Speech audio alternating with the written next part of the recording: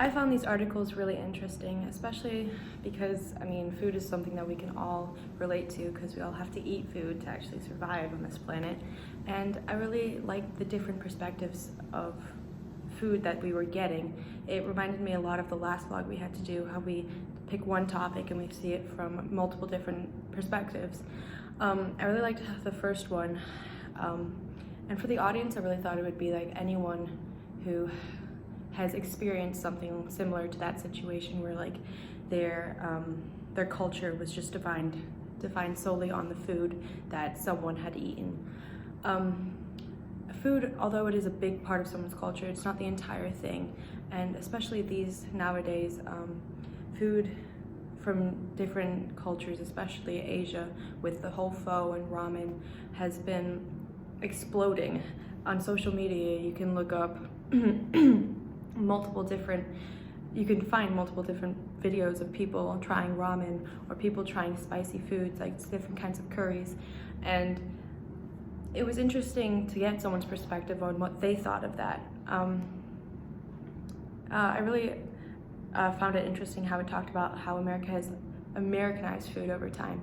And to be honest, that's very true, because America will take one thing and it will turn it into something else, and it's this whole new product, and it's not the authenticness. I remember going to Africa for a week last year and trying their authentic, real food, and it was incredible because I had tried cooking things at home before I left that were part of their culture, and I turned out nothing like what it was actually over there.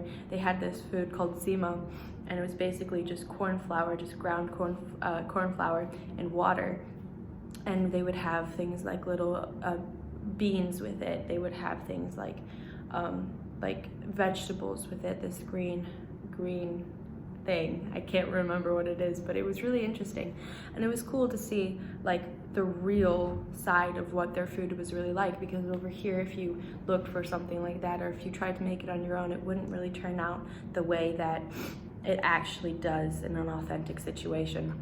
I really thought the other article, Pan, was really interesting as well, how food in general in America has changed over time. Like, we've Americanized American food because back, not the old days, but back in the earlier years of America, there was the home-cooked meal and the home-styled different types of foods, and we as a country have really changed.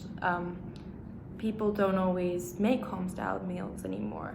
Like, what